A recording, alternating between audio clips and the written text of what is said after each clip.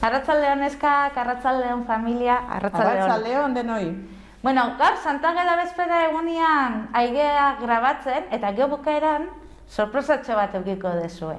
Bueno, aste ona izan dezuela pentsatzen dugu eta gure ondo gaude, danok ondo eta posten gea danok ondo egotia. Bueno, hasiko gara katekesiakin. Orduan gogoratzen zaten lehengo astian zeman genuen? Ze gai? A ber, nik hitz bat esaten baizuet, zenturioia, euntaria, zein zan gizon hori. Gogoratzen zate? Bai, ezta? Azkenian Jesusen jarraitzaile bat izan zan. Eta nun gertatu zen, zerritan gertatu ziren gauza hoiedanak? Kafarnaunen, Simon Pedro eta Andres bere anaiaren herria. Hau ezian, bakizu, arrantzaliak hasiera baten. Eta gero izan zian Jesusen jarraitzailea, Jesusen apostoluak. Jainkoa engan zuen fedeako. Bai, eta hor, aurreko astian oso garrantzitsua ikasi genuen hitz bat. Esaten ginuela Eukaristia, baino lehenago esaten genuen esaldi bat. Goratzen zate ze esaldi izan? Jauna, ni ez naiz inor, zure nere etxea sartzeko, baina esantzatzu bat eta sendatuko naiz. Bueno, ja, aurreko astekoa gogoratu deu, garrantzitsuena, esaldi hori ere bai, eta hasiko gara aste hontako katekesiakin. Orduan bakizue, prestatuko gea, beti bezala, kandela piztuko itxeu, aitaren eginez, eta Lurdes juten dan bitartean pizten, danok bate ingo deu. Aitaren, semearen, Espiritu Santuaren izenean, amen. Listo, kandela piztu ditu, eta guain Gurutze Santuaren ingo deu danok. Gurutze Santuaren, seinalegatik, gure etzaien gatik, lagaitzazu gure jaun eta jangoiko, amen. Bueno, abestia, prestatuko iteu gure bihotzak dano batera, venga, guazen ba. Prestatu eskua, prestatu bihotza, jaunaren hitza entzun dezadan. Prestatu eskua, prestatu bihotza, jaunaren hitza entzun dezadan. Bueno, eta oain Lurdesek irakurriko digu Biblia. Markos 5. Aber esaten diguten gaurko Markos eze kontatzen digu Jesusen bizitzaz. Jesukristoren evangelioa San Markosen liburutik. Aldi hartan, Jesus ontzian itsasoaz beste aldera itzuli zenean, jende asko bildu zitzaion eta itsas erdera gelditu zen. Etorri zen sinagogako nagusietako bat, Jairos izenakoa. Bueno, Jairo, zein zen Jairo? Jairo zen garai hartako sinagogako apaiz bat. Eta garai hartan, Jairo juntzan, Jesusena zoz esatea, guazen entzutea zer esan dion. Ikusi orduko, oinetan auspestu eta arren ari zitzaion. Alabatzoa azkenetan daukat, zatoz eta ezar ezaskiozu eskuak gainean, senda dadin eta bizi. Bueno, Jairok esaten dio Jesusi errukitzo esateko eta alaba bat gaixo dakala. Gaur egun, apaizak ez dira eskontzen, baina garai hartan behaien familia sortzen zuten. Orduan, erruki eskatzen dio, Jesusi laguntzeko eskatzen dio. Guazen entzutea zer jarraitzen du. Jesus harekin joan zen, jendetza handia zuela ondotik estutzen. Bazenan, 12 urte haietan, odoljarioa zegoen emakume bat. Sendagile askotan ibilia, zituen guztiak hortan xautu zituena, eta sendatu beharrean gero eta okerrako zijoana. Jesusen berri entzunda, jende artean joan zitzaion atzetik, eta soinekoa ukitu zion, bere baitan honela bai zioen. Soinekoa, bederen ukitzen badiot, sendatuko naiz. Bueno, hemen esaten digu emakume bat, Jesus bidean zijoala eta emakume bat ikutu intziola. Eta Jesus gelditu zala, ze gertau zait. Eta gelditu ziren aldame, ze gertau zitzaion, emakume honek ikutu intzun Jesus, zergaitik ikutu zuen Jesus? Fedea zuen, sinismen handia zuen Jesusengan. Eta ikutu intzion. Ea ber zer esaten duen. Eta berehala odoliturria agortu zitzaion, eta sendatu zela sumatu zuen bere gorputzean. Bai, orduan, emakume hau gaixo zeon, eta Jesusei ikutu zion, eta berehala sendatu gintzan. Orduan, mirari gertatu zen. Zergaitik gertatu zen hori? Fede handia zuelako, sinismen handia zekalako Jesusengan. Gaur egun, ere fedea eukitzen badeu, Jairo ere fedeak injuten da. Fedea, gauzak onak gertatzen zaizkigu. Jesus, indar bat atera zitzaiola oiharturik, jendearen gana bihurtu zen berehala eta esan zuen. Nor ukitu dizkit soinekoak? Ikasleak erantzun zioten. Ikusten duzu jendeak estutzen zaituela, eta nork ikutu nau, diozu? Eta ingurura begira zebilen hori egin zuenaren bila. Orduan, emakumea gertatu zitzaionak jakinik, beldurrikaratan auspez jarri zitzaion, eta egia esan zion. Baina Jesusek esan zion, alaba, zure sinismenak sendatu zaizu. Zoaz pakean eta osasunean. Jesusek esan duen bezala, emakumeak ikutu intzion eta sendatu intzan. Baina Jesus igertu zen zerbait bere barruan. Eta zizan, apostolo danei galdeka eta bere inguruen zenek ikutu zion.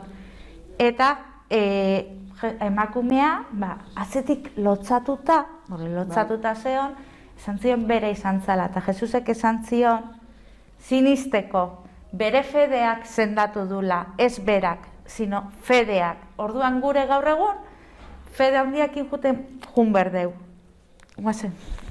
Oraindik hizketan ari zela, sinagogako nagusiaren etxetik etorri ziren, esanez, hilda zure alaba. Zertarako emat neke gehiago maisuari, baina Jesusek esaten zuen aintzunik, honela esan zion sinagogako nagusiari. Ez izan beldurrik, zuk sinistu bakarrik. Eta ez zuen inor hartu nahi izan lagun Pedro, Santiago eta Juan Santiagoaren anaia besterik. Iritsi ziren sinagogako nagusiaren etxera, eta hango zaratak jendearen negarrak eta garrasiak ikusten egon zen. Gero sartu eta esan zien, zertarako zarata eta negar hoiek, ume hau ez dago hila, lo dago. Haiek ordea parra egiten zioten. Baina arek dena kanpora aterazi eta neskaren aita amak eta berarekin samazkien hartu zituen eta neska zegoen tokira sartu zen. Neska eskutik hartu eta esan zion, talita kum, hau da, ume, zuri esaten dizu, altza. Jesus iritsi zanean, Jairoren etxera, ze gertatu zan? Danak hilda esan zuetzela, eta Jesusek esan zuen ez zeola hilda, lo zeola, eta jendea parre. Duan Jesusek intzun, danak bialdu, kanpora, geletik eta sartu zan bere gurasoekin, eta Pedro eta Juanekin. Eta ze zantzion? Ez zegoela hilda, eta zantzion, jaiki zaitez. Arameoz esan zion Jesusek, umeari, talita kun. Eta zer nahi desan talita kun? Jaiki zaitez. Berehala zutitu zen neska, eta ibiltzen hasi. 12 bat urte zituen, Guztiak harriturik gelditu ziren, eta Jesusek zorrotz agindu zien, inor ez ezala jakin, eta neskari jaten emateko esan zien. Bueno, orduan ikusten da, fedeakin dana lortzen dela lortu deu, Jairon alaba eta emakumia sendatzea. Edo jaikitzea, hilda zegoen, da esnatu jaiki intzan. Jesus esan ziren baita, askotan, ez deunare ikusten sinistu inberdeula, ez? Hemen adibide badakau neska jaiki intzala eta ikusi intzuela eta harrituta danak. Baita beste 3 mirari olakoak egin zituen Jesusek, beste 2 gehiago, bat da Lazarona, Jairoren alabana, bestia Lazarona eta bestia Naimeko gaztearena. Vale. Denak piztuta hilda eta piztuta izan ziren. Danak baita zergaitikan fedeagatik. Fede asko eduki dutelako.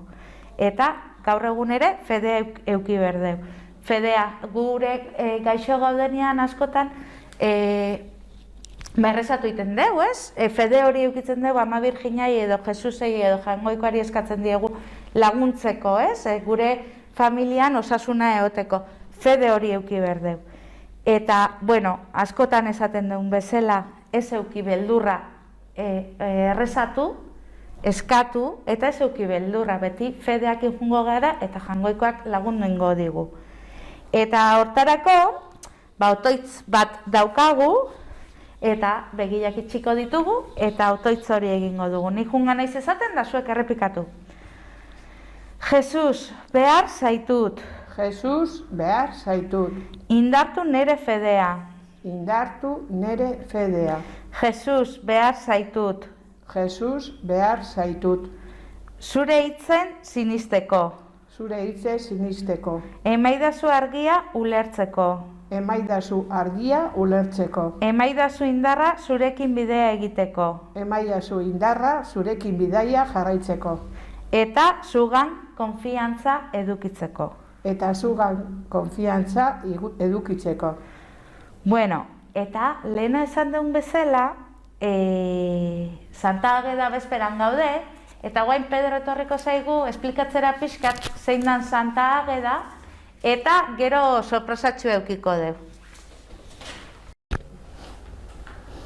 Bueno, kaixo umeek, gonbidatu naute, zuen katekesira hemen sartu naiz, pixkatxo bat de imprevisto, baino eskatu diate Santa Agedan orden esplikatzeko. Bueno, zuek bideo ikusten dezuenean, egila daia joan zen astean, ospatu genula Santa Ageda eguna, aurten ezin izan dugu ospatu bestetan bezala, baina gu bideo grabatu dugu justu Santa Ageda bezperan, orduan gaude hemen ja ambientean. Orduan Santa Ageda, nortzen Santa Ageda, bueno, zen 3. mendean izan neska gaztetxo bat eta martiri izan zen. Zer dira martiriak? Bueno, lehendabiziko 3. mendeetan, kristauak izan ziren persegituak. Hau da, enperadore erromatarrak, garai hartan agintzen zuen, eta enperadorea etzen kristaua, eta orduan kristauak persegitu egiten zituzten. Kristau izatearren, hau da, Jesusengan sinestearren eta Jesusen lagun izatearren bakarrik ja asko kartzelan sartzen zituzten eta persegituak izaten zian. Orduan, Santa Ageda neska gaztetxo bat zan, eta preso hartu zuten, eta aukera izan zuen salbatzeko, eta bere bizitza salbatzeko, baina hortarako Jesusi uko egin behar zion. Hau da, Jesusen lagun ustea utzi egin behar zuen, lagun izatea. Eta hori berak ez du nahi izan. Jesus asko maitezulako eta zelekilako, Jesus bere salbatzailea zela, eta orduan esan zuen ezetz, eta orduan, kartzelan sartu zuten, eta azkenen hil egin zuten, eta orduan da horregaitik handa Santa Ageda martiria. Bueno, hori ospatzen dugu, egun honetan eta joan zen asten ospatu genuen.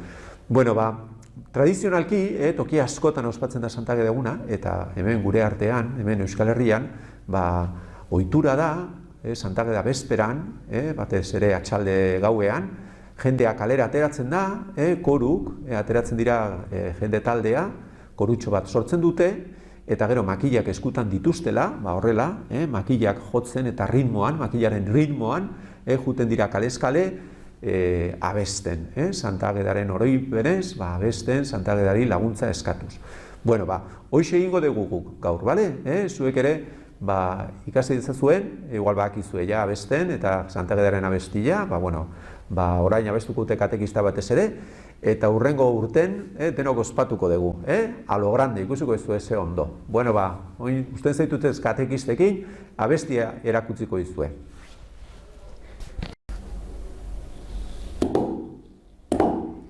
Ilaren bilan kandelaria, bostia Santa Ageda. Usarilua galdu ez dedin, kantari gatoz atera.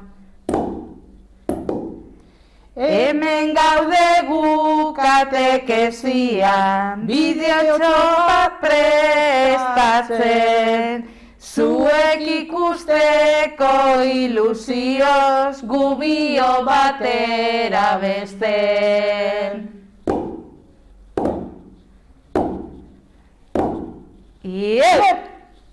Bueno, neskak, eta aztu baino leno, indezue parre pixka gureki. Gure kontura. Bai, azte ontako, eskulana.